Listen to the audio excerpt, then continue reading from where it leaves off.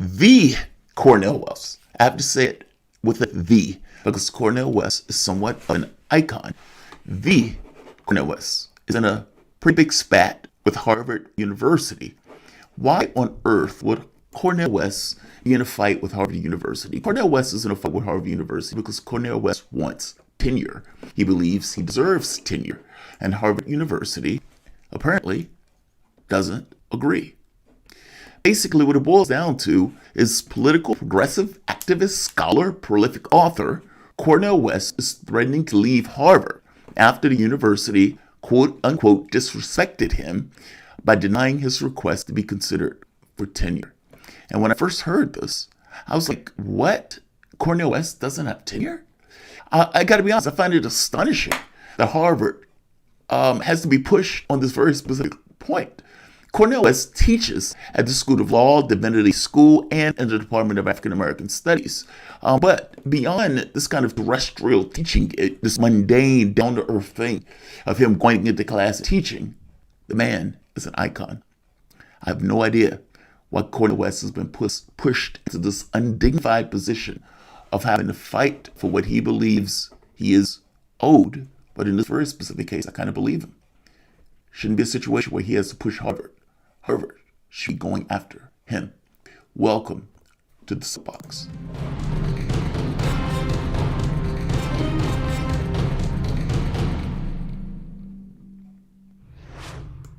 My name is Jamarl Thomas. This is the Progressive Soapbox. Guys, if you dig this content, please like, share, and subscribe. You can always support this content through PayPal or Patreon. This content is brought to you by you, and I appreciate you the opportunity for allowing me to do so. This story was interesting to me, and I'm not going to keep the story long. I just thought to myself, Cornel West doesn't have tenure? The man has wrote God knows how many books. The man's been in civil rights for God knows how long. He's been pushing with the Sanders campaign. He's been fighting for the poor, for the undignified, for the unwashed masses of this world for God knows how long. If anybody deserves tenure, it's him. And again, Harvard doesn't necessarily agree. Right here, Cornell shouldn't have to beg for tenure. Cornell says, quote, "It is once again the issue of just not putting up with being disrespected." He said this in his first interview. "It is sad that you have to go through this again, but I wasn't raised to put up with being disrespected or tolerate disrespect. I don't try to negotiate respect." Sounds like this is about respect for him. Here's the thing. There is nothing wrong at all with Cornel West having this kind of understanding of who he is, how he's perceived, what he's done, and the respect that work should elicit. And again, key word here is respect. What does he mean by the word respect? I think Cornel West is looking at this as if a man looks over his life, and over the course of his life, it's what did that man do, and how much does it weigh? How much does it weigh? More importantly, or just as importantly, is what scale is it even being weighed on? Because people have different things that they value. Value is not an absolute. So you can have some people that think this person that is doing horrible things is greatly active and greatly good. The flat earthers, this guy is our champion. But is that necessarily something for the larger population that the larger population is benefited by? Not in the least. But what happens when the larger population is benefited by it? What happens when that person goes to give voice to the voiceless, to put his linguistic and intellectual skill into the pursuit of political power, to again give voice to the voiceless, or to bear witness to trauma, to hardship, and to corruption? If you do it for a year, you get a pat on the back. If you do it for a lifetime, you're considered an icon, or for that matter, a legend. And Cornel West has done this for a very long time. So Harvard leaves this legend in an undignified position of having to push for something that he should already be given. That doesn't look good, Harvard. Also, you can't even say that you didn't like the guy, because Cornel West made a point that says the administration offered him a prestigious endowment chair with 10-year contract and pay raise. Can't say you don't like him if you're giving a 60-something-year-old man a 10-year contract with a pay raise and an endowment position. They wanted him to stay. So the question becomes, why didn't they give him tenure? How do you avoid giving this icon tenure? Now, Cornell West noted that there were other black faculty members that left over the last year and a half. History professor Elizabeth Hinton, who went to Yale. You also have divinity professor Jonathan Walton, who ended up at Wake Forest University School of Divinity. And again, West brings up the point of respect. I don't think they really understood how to keep these folks in terms of respect. He is putting a lot of weight and emphasis on that word respect. And again, I think it's a conception of self. Martin Luther King once was talking about how he was he was giving a speech or something. And in the process of the speech, there's a kid there that heckled him. And he said, like, he's going home and he's like getting, ready to go to bed, or they're just and he was bothered by it, bugged by it. And it was almost this impression like, do you know who I am? Like, I'm Martin Luther King. And then he started having a second thought about it, of saying, well, wait a minute, this kid has been in poverty and hardship, and I've told this kid that he's going to be in a new world, that resources are going to be given to him, and how long is it going to take? It's not moving fast enough. But it's the first part. Does he know who I am? Martin Luther King. I'm making a point that people have a self-conception of self and how they relate to the larger world and to the larger society. You can call it ego, fair enough. But there's also a certain thing that goes along with it, where people with that particular ego, and by the way, there's some that are earned, there's some that are not, and I would say those things that are earned are basically done by the works on the planet. In this case, Cornel West is earned.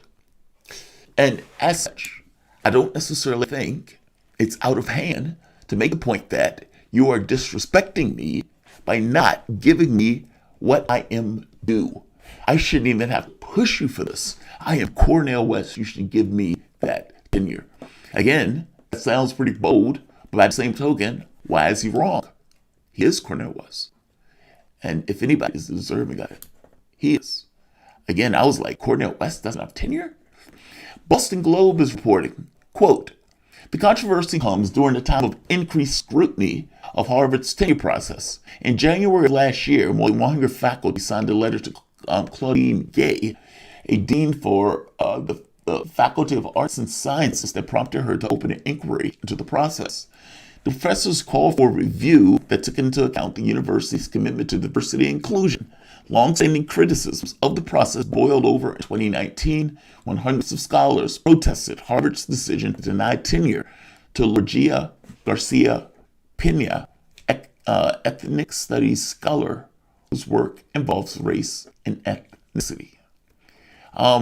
It also should be noted that Cornel West had had a previous spat with Harvard and had only just gotten back to Harvard in 2017.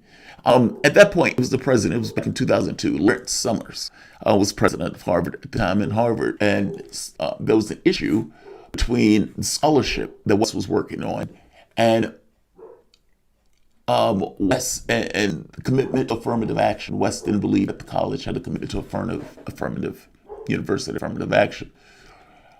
Harvard, this particular spat started when West got a 5-year review.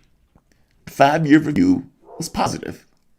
And he asked, hey, if all of these groups and people agree that I am indeed awesome, which they did, it was laid out, I want tenure. He was told no. And he was told no based on the tenure of his work.